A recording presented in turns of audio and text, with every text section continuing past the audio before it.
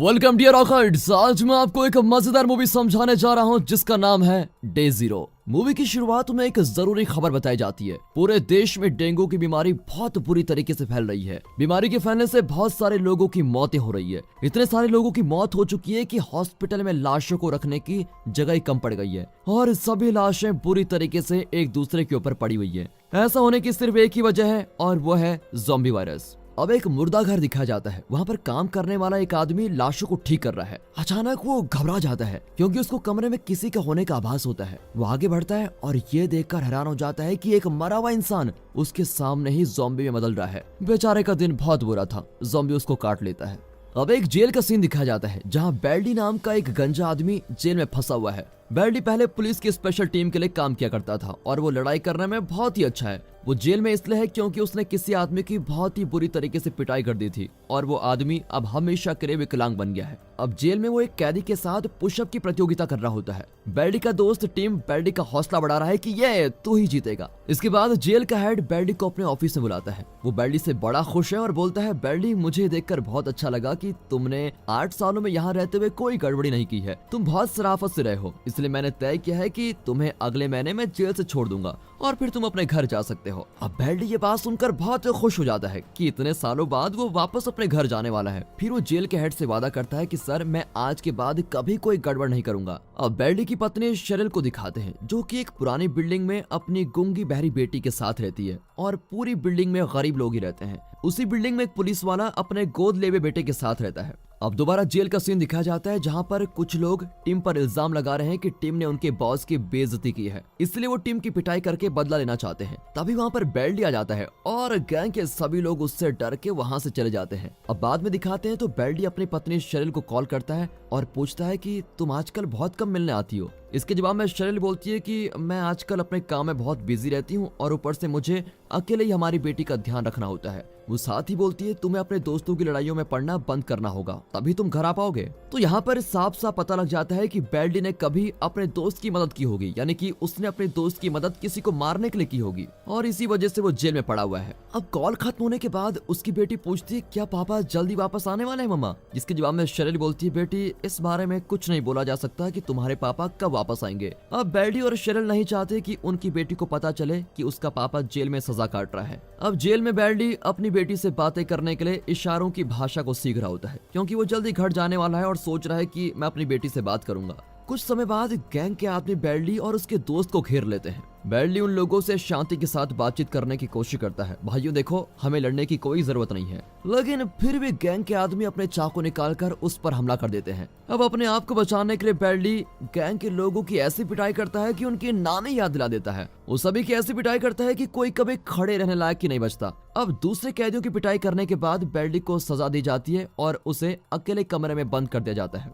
अब उस बिल्डिंग का सीन दिखाया जाता है जहाँ बेल्डी की पत्नी और बेटी रहते हैं। बिल्डिंग के मालिक का ध्यान एक आदमी पर जाता है जो कि काफी बीमार दिख रहा है। कुछ देर बाद बिल्डिंग का मालिक उस बीमार आदमी से किराया लेने के लिए पूछता है, लेकिन बिल्डिंग का मालिक हैरान हो जाता है जब वो देखता है कि बीमार आदमी एक ज़ॉम्बी में बदल चुका है और फिर ज़ॉम्बी उसको काट ही लेता है। इससे ये बात साफ हो जाती है कि ज़ॉम्बी वाला इन्फेक्शन पूरे शहर में फैल रहा है और आम लोगों को इस बारे में कुछ भी नहीं पता। उसी रात शेरिल को अपने किसी दोस्त की कॉल आती है जो कि उसी के साथ काम करती है। हालांकि फोन पर बोली बात शेरिल को समझ नहीं आती। अब अपने कमरे से बाहर जाती है और देखती है कि एक ज़ॉम्बी शांति से एक जगह में बैठा हुआ है। उसकी बेटी की आंख खुल जाती है और वो देखती है कि उसकी मम्मी वहाँ पर नहीं है, इसलिए वो घंटी बजाती है। आवाज को सुनते ही ज़ॉम्बी जाग जाता है और शेरिल पर हमला कर देता है, लेकिन शेरिल जल्दी से ज़ॉम्बी को जमीन पर गिरा देती है और एक छाते की मदद से उस ज़ॉम्बी को मार देती है। इसके बाद वो अपनी बेटी के साथ बिल्डिंग से बाहर जाने की कोशिश करती है, लेकिन रास्ते में वहाँ पर रह रहे लोग ज़ॉम्बीज का शिकार कर रहे होते हैं। एक ज़ॉम्बी उनको देखकर उनकी तरफ आता है, लेकिन शेरिल उस ज़ॉम्बी के मुंह पर खतरनाक तरीके से मारती है।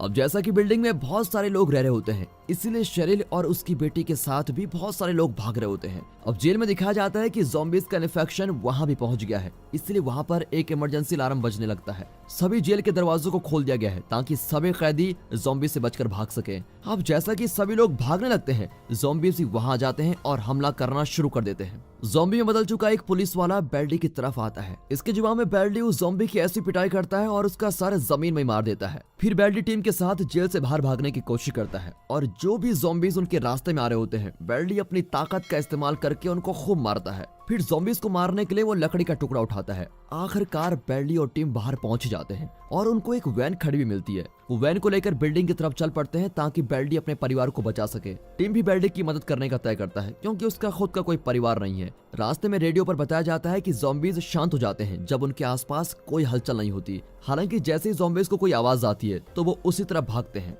अब बिल्डिंग में पुलिस वाला अपने कमरे में छुपा होता है। वो बड़ी चिंता में है क्योंकि उसका बेटा अभी तक वापस नहीं आया है। उसकी एक पड़ोसन उसके घर का दरवाजा बजाती है और बोलती है, सर प्लीज हमें भी अंदर आने दो। तभी वहाँ बेल्डी और टीम भी पहुंच जाते हैं और देखते हैं कि अंदर जाने का रास्ता बंद किया हुआ है। बेल्डी ताला तोड़ता है और टीम के साथ चुपचाप अंदर चले जाता है ताकि ज़ॉम्बीज का उन पर कोई ध्यान न जाए। अच्छी बात यह है कि ये ज़ॉम्बीज लोगों को तब तक नहीं देख सकते जब तक उनको कोई आवाज ना आ जाए। जब बेल्डी और टीम बहुत सारे ज़ॉम्बीज के बीच से गुजर रहे होते हैं तभी उनको पुलिस वाले का बेटा दिखाई देता है जो कि कहीं पर छुपा हुआ है। वो बच्चे से बोलते हैं कि बेटा तुम बिना किसी आवाज किए हमारी तरफ आओ। और तभी एक ज़ॉम्बी बहुत तेज आवाज करने लगता है जिसकी वजह से बाकी ज़ॉम्बीज को बेल्डी और उसके साथियों को पता लग जाता है। ज़ॉम्बीज उन तीनों का पीछा करने लगते हैं जिसकी वजह से उन्हें अपनी जान बचाने के लिए बहुत तेज भागना पड़ता है। बेल्डी आग बुझाने वाले सिलेंडर का इस्तेमाल करता है और सभी ज़ॉम्बीज कुछ देर के लिए अंधे हो जाते हैं। अब अपनी पत्नी के कमरे तक पहुंचने के लिए बेल्डी रास्ते में आने वाले सभी ज़ॉम्बीज को बड़े खतरनाक तरीके से मारता है। वो जल्दी शेरिल के कमरे में पहुंच जाता है लेकिन वहाँ कोई भी नहीं होता।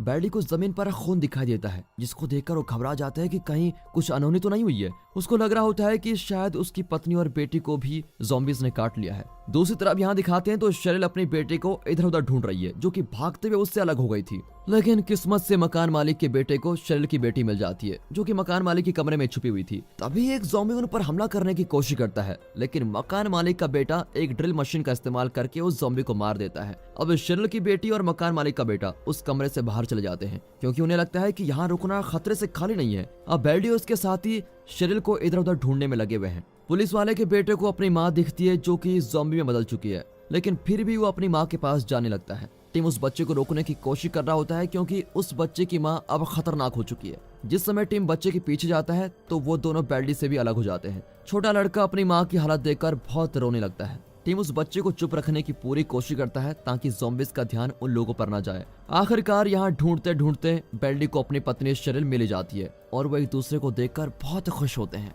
दोनों एक कमरे में जाते हैं जहाँ बेल्डी अपनी पत्नी की चोट पर पट्टी बांधता है। वो बताती है हमारी बेटी खो चुकी है और भागते हुए पता नहीं कहाँ चली गई। ये सुनकर बेल्डी वादा करता है कि तुम टेंशन मत लो, मैं अपनी बेटी को ढूंढ निकालूंगा चाहे कुछ भी हो जाए। बाहर काफी सारे ज़ॉम्बीज आ जाते हैं जो कि दरवाजा तोड़कर अंदर आने की कोशिश कर रहे हैं। टीम को पता लगता है कि उसका दोस्त बेल्डी बड़ी मुसीबत में है, इसलिए वो ज़ॉम्बीज का ध्यान भटकाने के लिए बाहर जाने का तय करता है। वो ज़ॉम्बीज के सामने जाकर चिल्लाता है और प्लान के मुताबिक सभी ज़ॉम्बीज उसका पीछा करने लगते हैं। ऐसा करने से बेल्डी, उसकी पत्नी और पुलिस वाले के बेटे को भागने का मौका मिल जाता है और वो सही सलामत आगे बढ़ जाते हैं। टीम भी तेजी से भागते जा रहा है लेकिन वो एक ऐसी जगह पहुंच जाता है जिसके आगे कोई रास्ता ही नहीं है। वो ज़ॉम्बीज से लड़ने की पूरी कोशिश करता है लेकिन इतने सारे ज़ॉम्बीज के सामने आखिरकार वो हार ही जाता है और आखिर में उसको ज़ॉम्बीज काट ही लेते हैं। यहाँ बेल्डी और उसके साथ आए दोनों लोग किसी सुरक्षित जगह जाने की तलाश में लगे हुए हैं क्योंकि ज़ॉम्बीज का दोबारा उन पर ध्यान चला गया है। वो देखते हैं कि एक आदमी अपने कमरे में सही सलामत छुपा हुआ है। फिर वो सभी दरवाजे पर जाकर दरवाजा बजाते हैं। पता लगता है कि उस कमरे में पुलिस वाला छुपा हुआ है और उसके साथ मकान मालिक का बेटा और शेरिल की बेटी भी है। जैसे ही पुलिस वाला देखता है कि बेल्डी और शेरिल उसके बेटे के साथ है, वो जल्दी से तीनों को अंदर आने देता है। शेरिल और बेल्डी की भी जान में जान आती है जब वो अपनी बेटी को सही सलामत देखते हैं। अब बेल्डी की बेटी उसको देखकर बहुत खुश होती है और पूछती है, पापा आप अचानक कहाँ से आ गए? तो शेरिल बताती है कि तुम्हारे पापा एक मिशन से आए हैं। बेल्डी इशारों की भाषा में बोलता है, बेटी अब मैं आ चुका हूँ, तुम्हें डरने की कोई जरूरत नहीं है और अब मैं तुम्हें छोड़कर कभी जाऊंगा भी नहीं। कुछ देर बाद पुलिस चीफ बोलता है, दोस्त मैं तुम्हारा आभारी हूँ कि तुमने मेरे बेटे की जान बचाई। बेल्डी भी कहता है कि थैंक्स, तुमने मेरी बेटी की जान बचा के रखी। फिर वो आगे बताता है कि उन्हें शेरिल की चोट की वजह से उसको हॉस्पिटल ले जाना होगा। उनको ये भी पता लगता है कि उनके पास खाने पीने की चीजों की बहुत कमी है। पुलिस चीफ बताता है सरकार ने एक दूसरे शहर में एक ऐसी जगह बनाई है जहाँ ज़ॉम्बीज का खतरा बिल्कुल नहीं है। फिर वो लोग अगले दिन उस जगह जाने का तय करते हैं। बेल्डी बोलता है हमें सबसे पहले ज़ॉम्बीज के शांत होने का इंतजार करना होगा ताकि हम बिना किसी खतरे के बाहर निकल सके। अब पुलिस चीफ बेल्डी को एक बंदूक पकड़ाता है।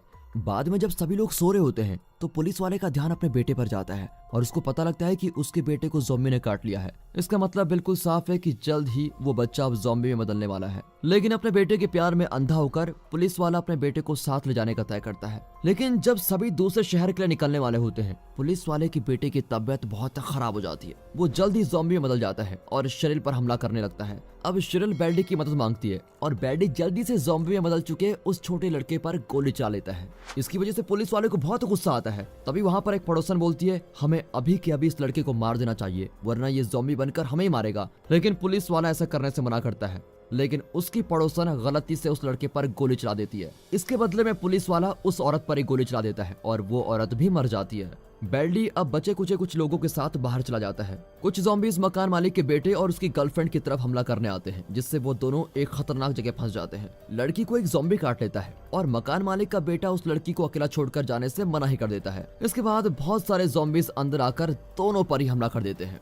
दोस्तों, ये तो सच्चा प्यार देखने को मिल गया। अगर आप इस लड़की की जगह होते तो क्या आप अपनी गर्लफ्रेंड या बॉयफ्रेंड को छोड़कर भागते? कमेंट सेक्शन में जरूर बताइएगा। इस सब के दौरान बेल्डी अपनी पत्नी को बोलता है, तुम हमारी बेटी को लेकर कहीं छुप जाओ। अब बेल्डी बाहर जाकर सभी ज़ॉम्बीज़ का ध्यान अपनी तरफ करता है। उसकी तरफ आते हुए सभी ज़ॉम्बीज़ पर वो गोले चलाना शुरू कर देता है और एक के बाद एक दूसरा ज़ॉम्बीज़ मारा जाता है। लेकिन बेचारे की बंदूक में सभी गोलियां खत्म हो जाती हैं, इसलिए वो बचे हुए ज़ॉम्बीज़ को अब बंदूक से मारने लगता है। इसके बाद वो अपनी छोटी बंदूक निकालता है और उसी से सभी को धड़ाधड़ मारता रहता है। अब जैसे कि शिरिल और उसकी बेटी अभी भी बिल्कुल अकेले हैं, इसलिए उन पर कोई भी हमला कर सकता है। तभी उनको गुस्से से पागल हो चुका वो पुलिस वाला मिलता है, जो कि शिरिल की बेटी को मारना चाहता है। पुलिस वाला ऐसा इसलिए करना चाहता है क्योंकि बेल्डी ने पुलिस वाले के बेटे पर गोली चलाई थी और अब पुलिस वाला अपने बेटे का बदला लेना चाहता है। और फिर अपनी बेटी को बचाने के लिए शिरिल पुलिस वाले की तरफ भागती है और उसकी बंदूक को जकड़ लेती है। ऐसा करने से उस छोटी लड़की को भागने का समय मिल जाता है और वो जाकर एक कोने में छुप जाती है।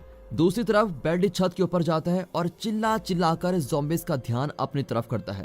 फिर वो बाकी के आते हुए ज़ॉम्बीज़ को खूब मारता है। कुछ ही देर में वो नीचे गिर जाता है और देखता है कि उसका प्यारा दोस्त टिम ज़ॉम्बी में बदल चुका है। इस बात से वो बहुत ही दुखी हो जाता है, इसलिए टीम की बेकार जिंदगी उसको अब खत्म करनी पड़ती है। पुलिस वाला यहाँ अभी भी बेल्डी की बेटी की तलाश में लगा हुआ है, क्योंकि वो अपना बदला लेने के लिए बिल्कुल पागल ही हो चुका है। यहाँ शिरिल स्टील का एक पाइप लेकर उस पुलिस वाले की पीठ पर मारती है। पुलिस वाला भी शिरिल पर गोली चलाने की कोशिश करता है, लेकिन शिरिल की अच्छी किस्मत होती है, वो किसी तरह से बंदूक से बचते हुए पुलिस वाले के सर पर गोली चला देती है। ज़ॉम्बी से बचते हुए शिरिल की बेटी अपनी मम्मी पापा से काफी दूर चली जाती है। बेल्डी भी अपनी बेटी के पास पहुंचने की पूरी कोशिश करता है और रास्ते में आने वाले ज़ॉम्बीज़ को एक तीखी चीज से मारता है। रास्ते के साफ होने के बाद बेल्डी को अपनी बेटी एक छोटी जगह में छुपी हुई दिखती है। वो खुद भी इतनी छोटी सी जगह में घुस नहीं पाता, इसलिए वो बच्ची को बाहर आने को बोलता है, पर छोटी को देखकर पता लगता है कि वो बहुत ही ज्यादा डरी हुई है। लेकिन बेल्डी बोलता है, बेटा मेरी प्यारी बेटी, मुझ पर विश्वास रखो, मैं तुम्हें कुछ नहीं होने दूंगा, तुम जल्दी से मेरे पास आ जाओ। छोटी बच्ची जल्दी से बेल्डी की तरफ आ जाती है।